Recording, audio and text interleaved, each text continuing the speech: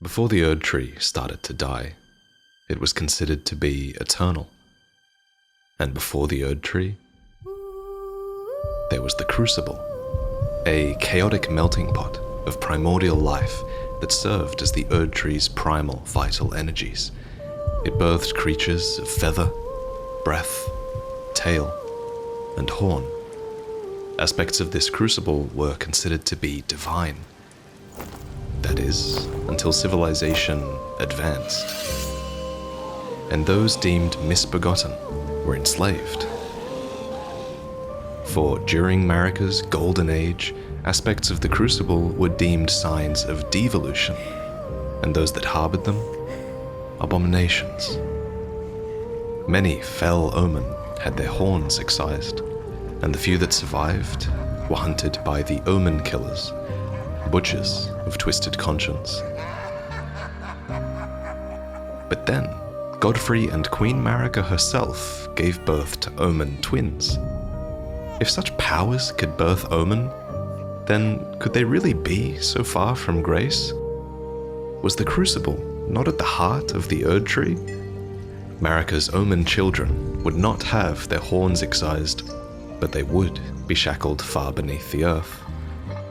So close to the Erd Tree, and yet so far. Eventually, Marika's faith in her own golden order waned. The rune of death was stolen. The first demigod was killed, and Lord Godfrey was exiled. Marika would go on to shatter the Elden Ring, spurring her children to action as the lands between lost its blessing.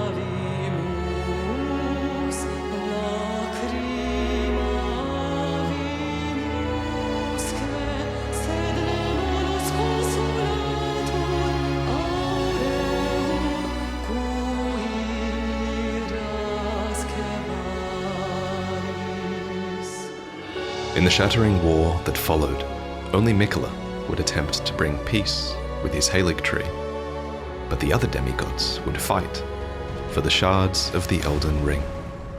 Godric the Golden would attempt a coup, which failed, forcing him to flee from Leyndell, for a sibling had emerged from the sewers with the right to great power. Rykard would commit a grave blasphemy and seek to devour the very gods, just as he had been devoured himself.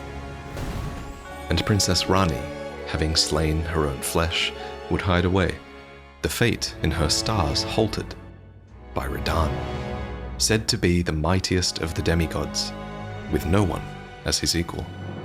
But Malenia would journey south to challenge him, and though their war scarred the land itself, there would be no victor.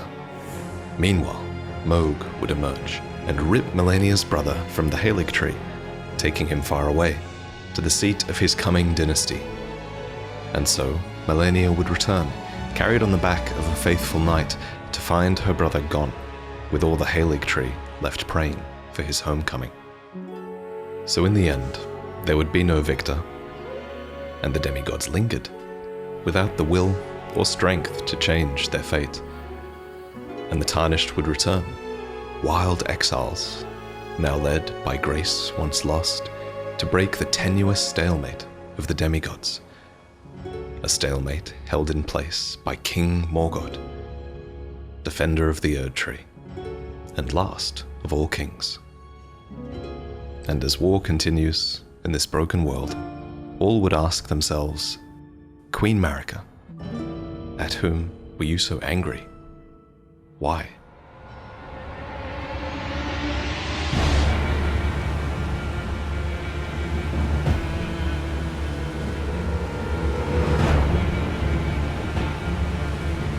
Foul tarnished. In search of the Elden Ring. Emboldened by the flame of ambition.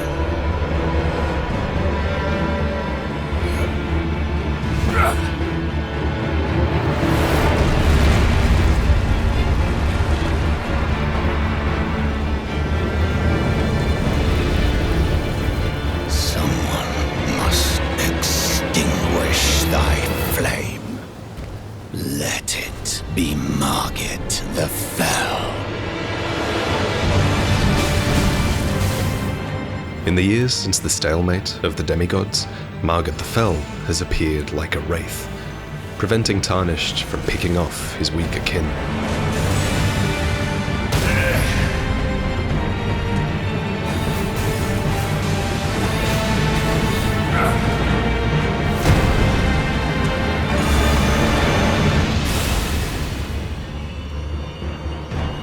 Well, thou art of passing skill. Warrior blood must truly run in thy veins. Tarnished.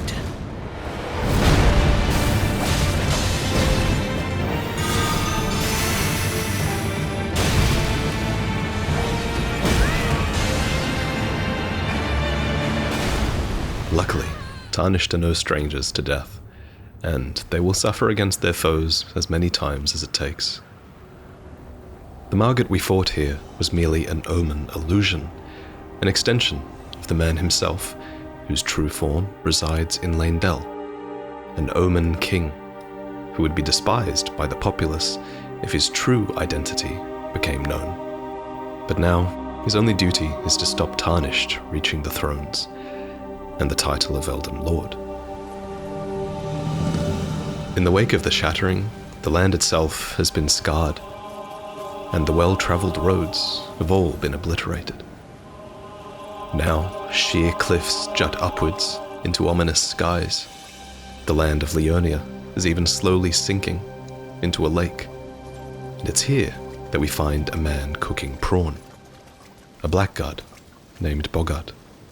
What are you looking at? You trying to start something, mate? You're tarnished too, ain't you? Can you see it then? The guidance of grace, I mean. I can't see it at all no more. Makes no bloody sense anyway. Why some no-name shithead like me should get called to the lands between. Cruel bloody joke, you ask me. Maybe something went tits-up with it. Maybe it's been broke for a good long time. Many Tarnished were called back to the lands between, and here their crowns would be warranted by strength and little else. Because, for all its claims to true order, the Greater Will did not distinguish between the Tarnished beckoned by grace. Their thoughts, their ambitions, nothing seemed to matter. And what better example of this is there than the Dung Eater? A legend, yes, but one reviled by the masses, up until the very moment that his grace was returned. Now the Dung Eater torments the city of Leyndell. There's even evidence that he tortured someone at the fortified manor, where the true Round Table resides. It's little wonder, then, that his vengeful spirit appears in our hub world, a place that calls to Tarnished of all kinds, whether they're legends or otherwise. I need to warn you about something. A little while ago, someone started lurking in the wing on the opposite side of the Round Table, and I can hear, from all the way over there, the howling and wailing of spirits in fear of a curse. I can even hear the repulsive twisted malice in itself, a plethora of spirits in an unceasing cacophony. I can't even imagine. How much suffering inflicted to who knows how many souls. Not even the grafting caused anything like this to happen. You should keep your distance. I know you're strong, but please.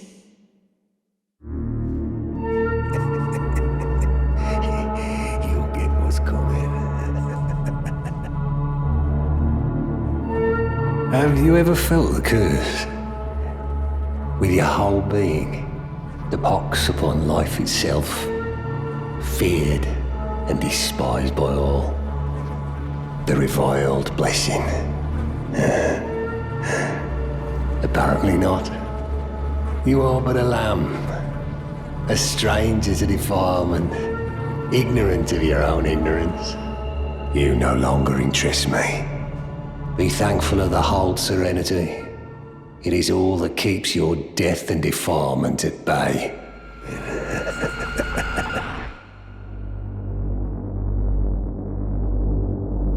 The Dung Eater. He certainly leaves a lingering impression. His sword is fashioned from the backbone of a malformed giant. His armor resembles an Omen, but with its horns cut off.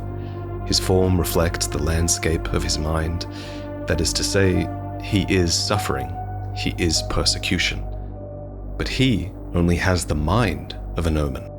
Others are born with the body to match, and are held to be a punishment for making contact with the crucible. They are called misbegotten and Omen, and denied rebirth via the Erd Tree. For in the lands between, death is not the end. The Erd Tree is not just the dominant faith, it is where all honest souls desire to return. To be removed from the Erd Tree's cycle of death and life, to many, that is the worst thing imaginable. That is the Omen curse. Here, in the fields of the Altus Plateau, a second Omen illusion stands watch, and it was here that a great battle was fought to repel Godric the Golden when he sought to return to Leyndell. And just down the way, Erd Tree sentinels grasped torches that were furnished by Morgott himself to prevent Black Knife assassins from sneaking into the capital. Morgott gave everything for the Erd Tree, only to see a golden light shining in tarnished eyes. And despite Morgott defending Leyndell against rebellion, blasphemy, and assassination, that golden light drives the tarnished to slay him. I shall remember thee, tarnished, smouldering with thy meager flame. Cower in fear of the night. The hands of the fell Omen shall brook thee no quarter. It's hard to go through this world and not question the very grace that guides you. And so it is that many tarnished fall from grace once again.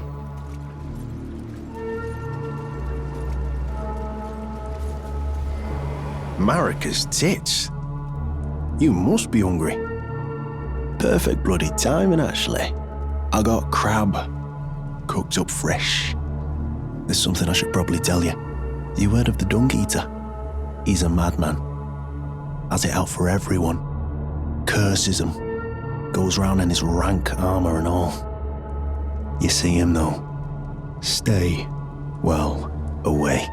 I was in the same jail as him once, so I know firsthand. He's a god-forsaken monster. Not just some petty thug like me. He's a killer. Kills people and curses the souls. Does all sort of shit to the corpses to keep them cursed forever. I ain't seen nothing more disgusting in all my years. I ain't ever been more scared neither. Rooted to the bloody spot while he did that to my friend. And now I seen it here again. Never thought I would. What he does to those bodies. It was him. No question. That monster. He's lurking round here. Despite the danger, Boggart remains just outside of Leyndell, his humble ambitions delayed by his fondness for crab. But you find a way inside, past layer and layer of the city's defense. Isn't it kind of strange that even though the tarnished are guided to restore order, that the very forces of order itself are placed in your way? You wouldn't have met him in your journey, but there is a certain noble who yet remains in the city, a member of House Shaneheit, who makes no effort to hide his prejudice. Welcome, dear guest. After being out there, it must be quite surprising to see our capital cradled by the Erd Tree. showered by an eternal wellspring of grace. The sights, the sounds, the luscious scents, each precisely as they should be, each eternal. Oh, I didn't notice that you were tarnished. Now, you mustn't take this the wrong way, but you must leave the capital at once. It is for your own good, I assure you. All things have their proper place. We, having been chosen by grace, were given this golden capital. You, on the other hand, have your own home, which is a far cry from here. So far, in fact, that it cannot be further marred by your touch. For all its glory, the city of Leyndell on the surface is like a thin layer of gold, a coating that can be easily scratched away, revealing the undercity beneath, full of horrors. Here in the sewers, Omen are shunned, all for the mere crime of being born, simply because they were born with aspects of the Crucible, that same Crucible that was once the primordial form of the Erd Tree. If only the people of Leyndell knew the true identity of Morgott, the Lord of Grace, who now rules over the city. Do you remember, back at Castle Morn, that there was a spirit who feared his body being eaten by the misbegotten? To him, there was nothing worse than being disgraced in such a way. But nothing is worse than the seedbed curse, which the Dung-Eater cultivates upon those that he kills. A tender pox, afflicted with omen horns, that afflicts the host in such a way that it ensures that the curse will be passed on to natural-born children instead, creating an infectious population that will never know grace.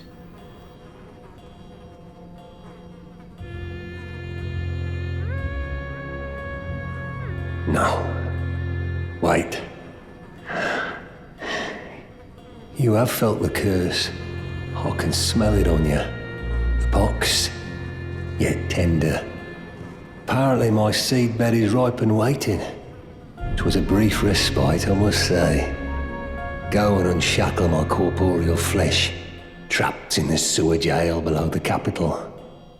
And so, whether it's out of fear, or admiration, or sheer curiosity, we descend below to free the Dung-Eater.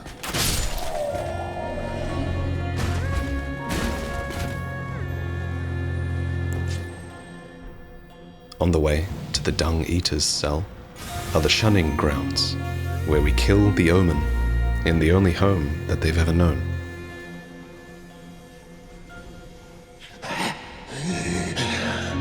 Let me out. Let me out of here.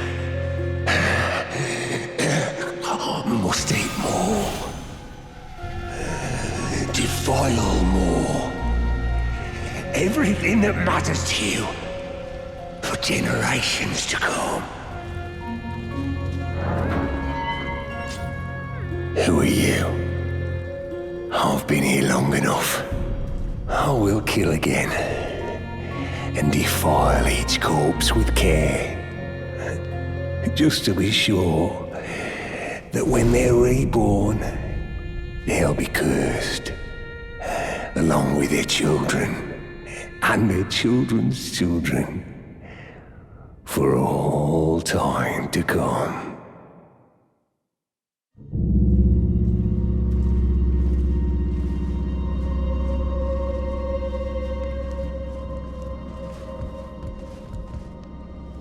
Oh, there you are. Pleased to see you. You must have expunged the Omen from the repository. Otherwise, their revolting screeches would still be affronting my ears. Well, you've done us a fine service, I must say. The Erd Bishops will be very pleased to hear it. No, this is above their station. If I explain that this was all my idea, I could be granted audience with Morgott, Lord of Grace. What a wondrous opportunity! That a Viscountess myself might be seen by the Lord of Grace.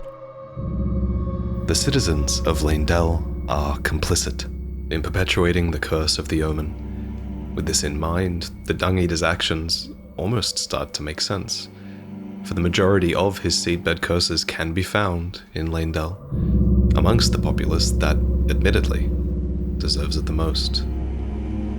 So there's a reason the Dung Eater is lurking nearby.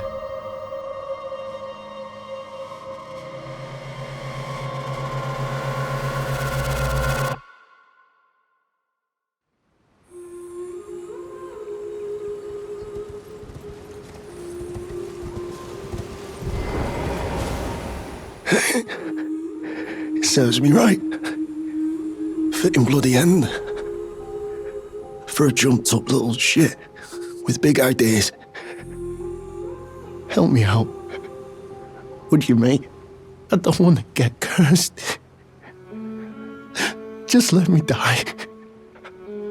I don't want to live like this. Not anymore.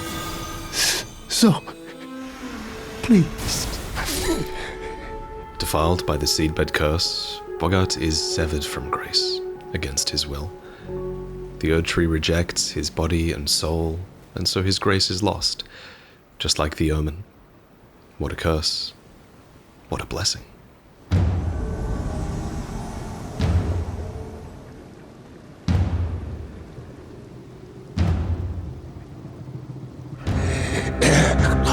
Must eat more. Defile more.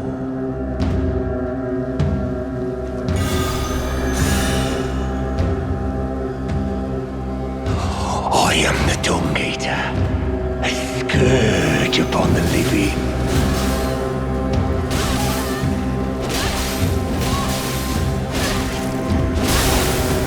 I will kill you and defile your corpse. Then the pox will truly be your own.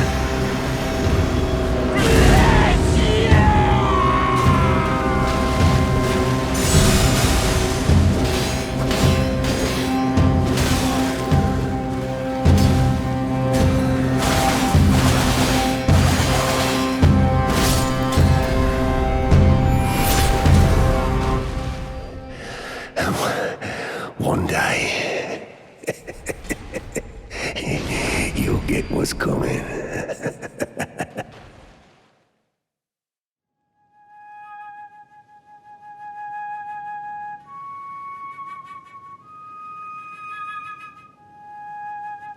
All right, mate. Want some more prawn, do you? Never met someone with a taste for prawn I couldn't trust. We'd make good mates, I reckon. I'll be seeing you.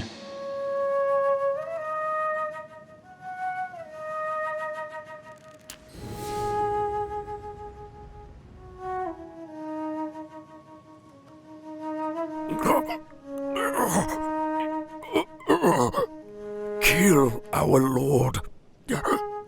He is a stain upon all things golden. Kill Morgoth, kingly impostor.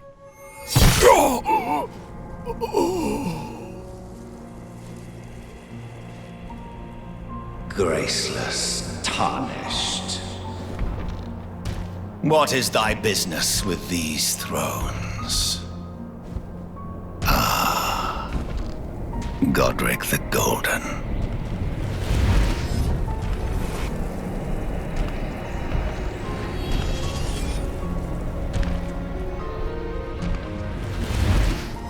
The twin prodigies, Mikola and Melania.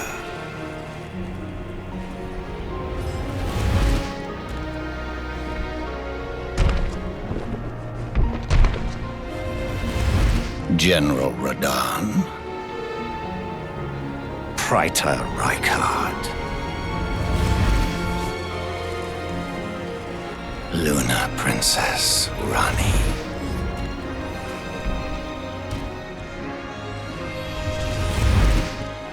Willful traitors, all.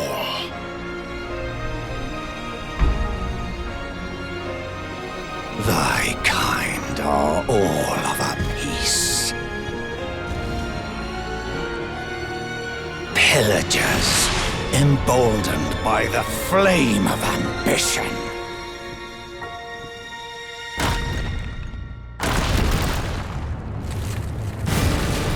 Have it writ upon thy meager grave.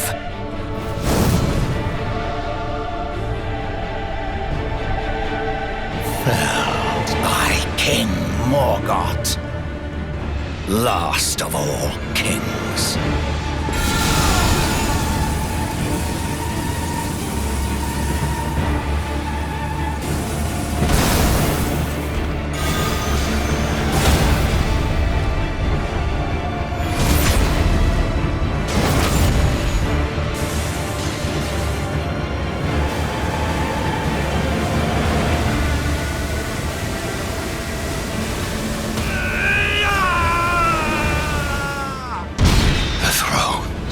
Stained by my curse, such shame they cannot bear.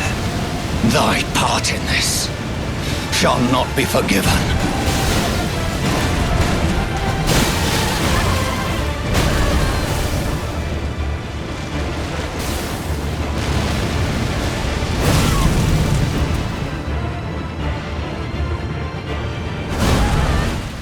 May the curse seep to thy very soul.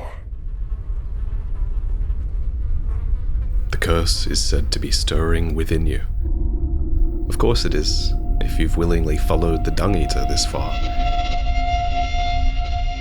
So that at the end, a new order might begin. It's an ending defined by the curse that the Golden Order brought upon the Omen and brought upon itself.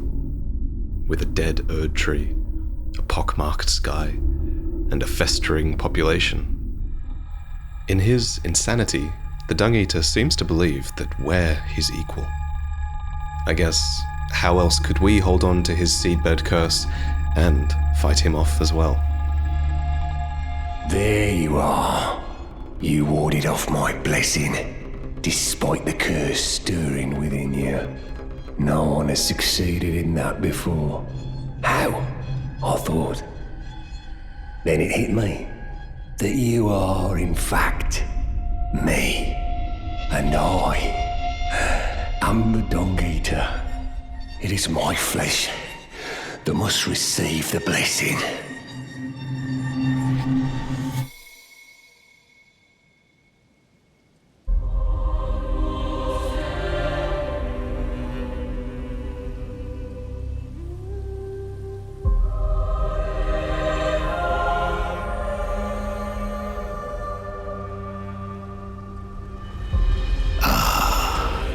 An apt reward for thy brash ambition.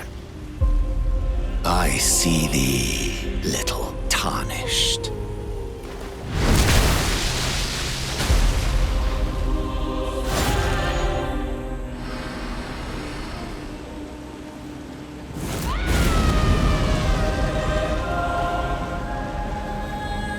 The great rune in Morgoth's possession is the Anchor Ring. It is the foundation upon which the others rely. To make it this far, 2 great runes are required, but a third is needed to reforge the Elden Ring. Morgoth's.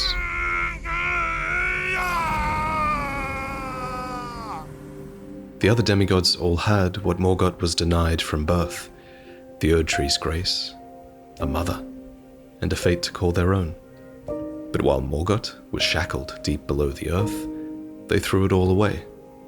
So even though he was born a graceless Omen child, Morgoth tried to be the Erd Tree's protector. He was never loved, and should never have learned love. But nevertheless, love the Erd Tree he did. In death, Morgoth's horns disappear. Perhaps it was one final mercy from the Erd Tree. Too late. But at the Erd Tree, we find our path blocked once more, despite being led here by the Erd Tree's very grace.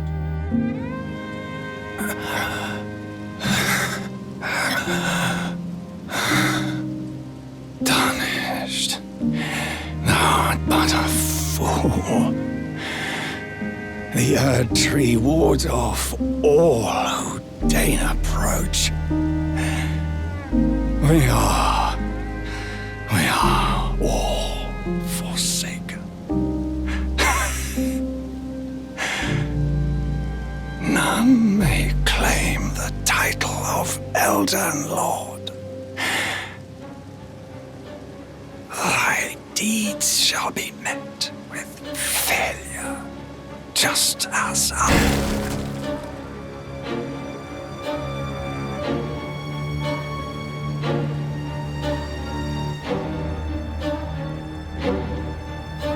Give me your blessing.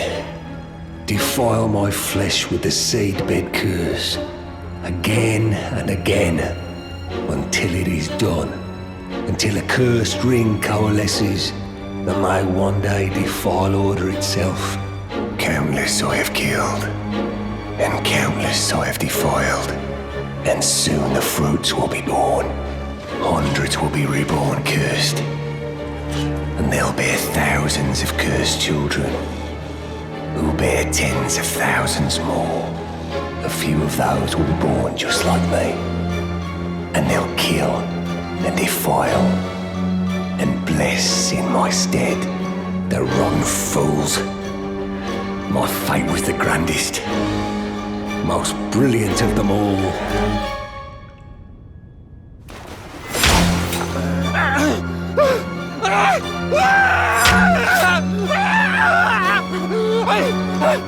Unleash it upon them! A curse blessings to war!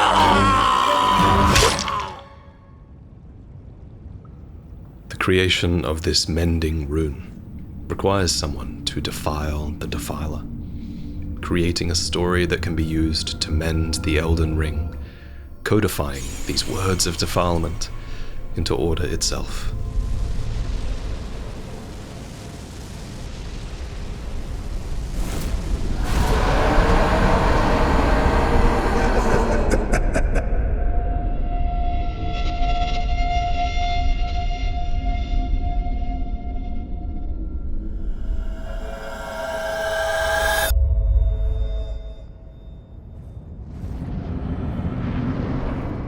This mending rune of despair only exists because of the hatred inherent in Marika's Golden Order. It makes you wonder, why did it have to be this way? Why did Marika demonize the Crucible? It's been a long while, Margit. That brief moment of tenderness between father and son raises some questions. Was Margit, at some point, shown love? How did Godfrey, leader of the Crucible Knights, feel about the Golden Order's scorn of the Crucible? We may never know. Long and hard didst thou fight, tarnished warrior, spurned by the grace of gold.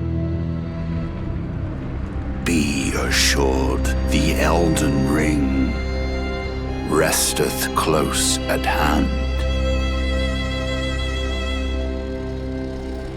Alas, I am returned.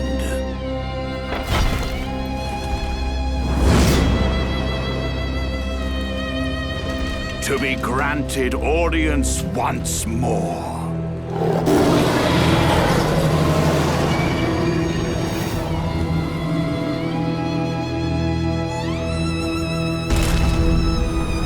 Upon my name as Godfrey, the first Elden Lord. Enough of this kingly folly.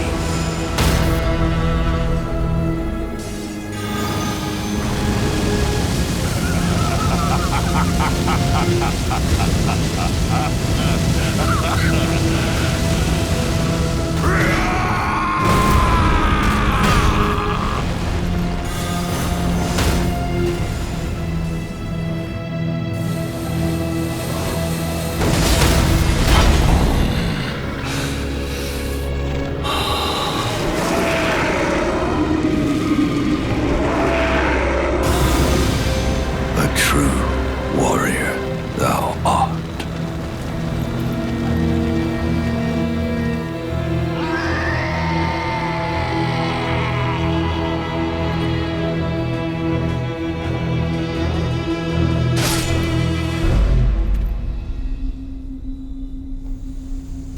all failed to stop you. In the end, a champion for the Omen, the misbegotten, and despair.